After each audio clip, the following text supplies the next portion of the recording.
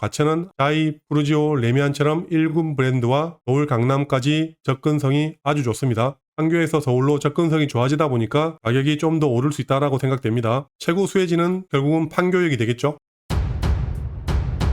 경기도 1급지 순위에 대해서 살펴보도록 하겠습니다. 현재 경기도 최상위권 지역은 과천시와 판교가 있는 성남시 분당구입니다. 향후 순위가 어떻게 될지 살펴보도록 하겠습니다. 경기도 시구 순위를 살펴보면 현재 1위 지역이 과천시고요. 아파트 개수는 23개입니다. 2위가 성남시 분당구고요. 아파트 개수는 과천시보다 10배가 많은 218개가 있습니다. 3위가 경기도 하남시고요. 4위가 성남시 수정구, 그리고 5위가 광명시입니다. 동별 순위를 살펴보면요. 과천, 중앙동, 부림동, 가련동, 벼량동, mon문동이 다 들어가 있고요. 3위가 성남 분당구 백현동, 6위가 분당구 삼평동입니다. 상위권 지역을 살펴보면 과천과 분당이 다 차지를 하고 있습니다. 과천, 중앙동, 부림동 같은 경우는 아파트 개수는 몇 개 되지가 않지만 연식이 좀 오래됐습니다. 경기도 최고가 아파트 순위를 살펴보겠습니다. 21년도부터 해서 오늘까지 가격을 보면 1위부터 6위까지가 판교에 있는 대형평수 아파트들입니다. 판교 더샵 퍼스트파크, 파크뷰, 판교 알파리움, 판교 푸르지오 그랑블 등으로 실제 거래된 매매가는 30억, 40억이 넘습니다. 큰 평수 말고 전용 84제곱미터 34평 순위만 살펴보면 1, 2, 3위가 과천입니다. 과천 푸르지오 서밋 22억, 과천 위버필드 21억 9천, 과천 센트럴파크 푸르지오 서밋이 21억 5천입니다. 이제 문재인 정부 때 전국적으로 가격이 많이 상승했던 21년도에 거래된 내역이지만 전용 84제곱미터 같은 경우는 과천의 신축 아파트가 실제 거래된 가격이 제일 비쌌습니다.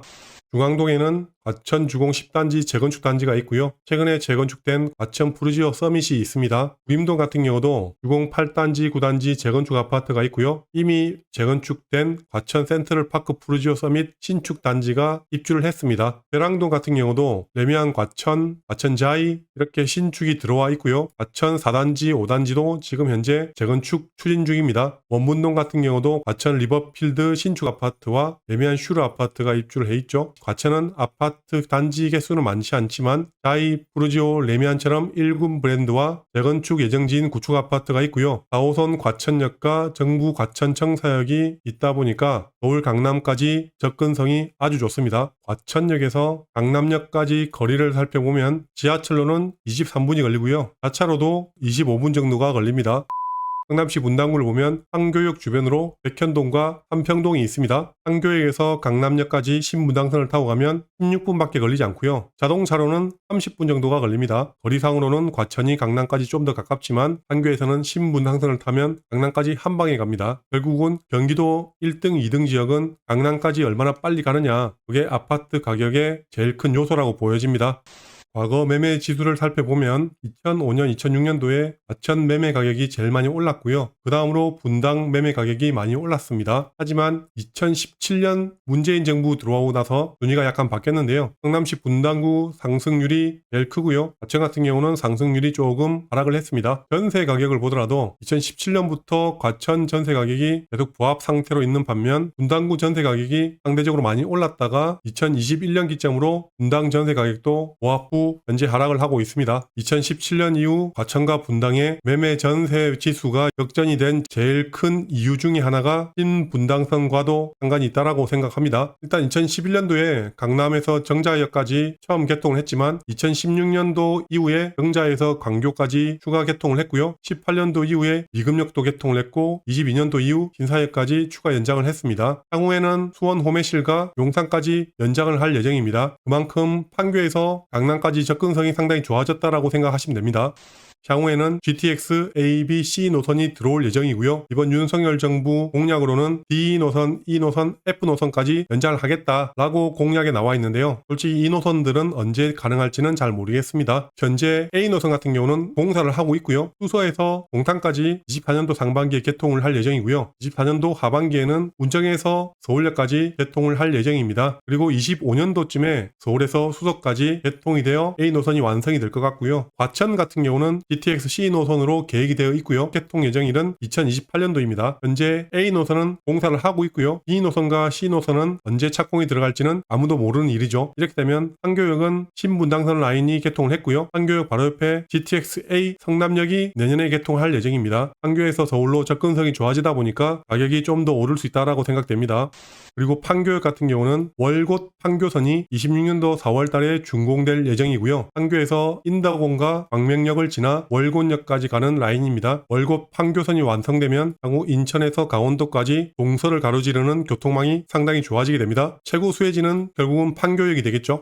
경기도 과천시와 성남시 입주 물량도 살펴보겠습니다. 파란색이 과천이고요. 2020년도와 21년도에 과천의 신축 아파트 입주가 상당히 많았습니다. 빨간색은 성남시 분당구고요. 2009년도에 판교역 주변에 신축 아파트가 상당히 많이 들어왔고요. 21년도 작년에 대장동에 신축 아파트가 상당히 많이 들어왔습니다. 22년도 작년에는 성남시 중원구에 금빛 그랑매종 대단지 아파트가 입주가 됐고요. 23년도 올해는 한성역 자이푸르지오 대단지가 입주가 됩니다. 그 이후에는 과천과 성남 모두 입주 물량이 그렇게 많지가 않았습니다. 과거 과천과 성남에 입주된 대단지를 살펴보면 중앙동에 과천 푸르지오 서밋이 1500세대 들어왔고요. 원문동에는 21년도 1월달에 과천 위버필드 2100세대가 입주를 했습니다. 그리고 21년도 11월달에 과천자이 2100세대가 들어왔고요. 이렇게 20년도 21년도에 대단지 아파트가 들어오다 보니까 과천 전체적으로 전세 가격이 많이 하락을 했었습니다. 분당에는 2009년도 백현마을과 옷들마을이 상당히 입주를 많이 했고요. 판교 원마을 단지도 2009년도에 거의 다 입주를 했습니다. 21년도에는 판교 대장동에 4,000세대 가까이 입주를 했고요. 2015년도부터 17년까지는 위례의 신축 아파트 입주가 상당히 많았습니다.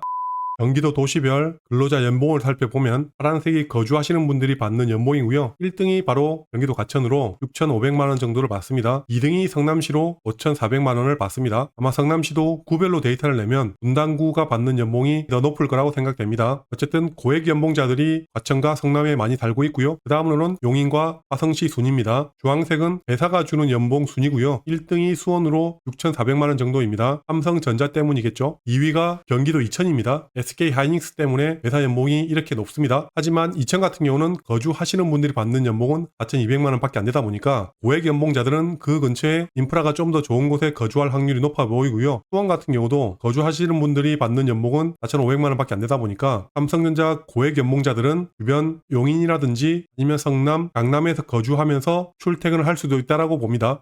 과천시 업종 종사자를 살펴보면 23,000명 정도가 일을 하고 있고요. 도매 소매업이 3,500명, 과학기술 서비스업이 3,700명, 예술 스포츠 서비스업이 3,000명 정도입니다. 과천 자체적으로는 일자리가 그렇게 많지 않다 보니까 서울로 출퇴근하시는 분들이 많아 보입니다. 성남 같은 경우는 총 종사자 수가 43만 명이고요. 그중에 정보통신업이 83,000명으로 제일 많습니다. 판교 테크노밸리의 IT 업체가 상당히 많은 것 때문에 그런 것 같습니다. 제조업과 도매 소매업, 서비스업도 상당히 많네요. 판교 테크노밸리에 있는 업체를 살펴보면 넥슨과 NC소프트 그리고 카카오, NHN처럼 IT 업체가 상당히 많고요. SK, 삼성중공업, 한화, LIG 넥스원 같은 대기업도 있습니다. 판교 테크노밸리는 판교역 바로 옆에 이렇게 형성되어 있다 보니까 성남 분당 같은 경우는 교통도 좋고 고액 연봉을 받는 일자리도 바로 옆에 붙어 있다 보니까 주변 아파트 가격이 비쌀 수밖에 없다고 생각됩니다.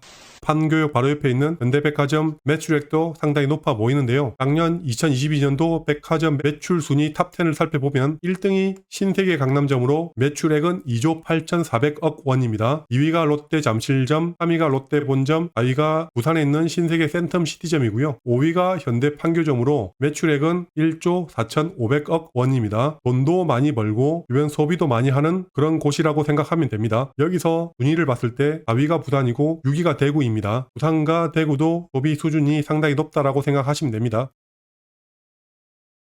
마지막으로 다시 정리를 하겠습니다. 이미 4호선 개통이 됐고 현재 구축 아파트가 재건축되어 자이, 푸르지오, 레미안 같은 1군 브랜드가 입주한 과천이 계속 대장 위치를 고수할 것이냐, 아니면 주변에 고액 연봉을 받는 일자리가 많고 신분당선이 이미 개통을 해 있고 GTX A 노선 같은 경우도 내년에 개통할 예정이고 월곶 판교선도 조만간 개통을 할 예정인 분당이 향후에는 더 좋아질 것이냐, 여러분들은 어떻게 보십니까? 댓글로 많은 의견 부탁드리겠습니다.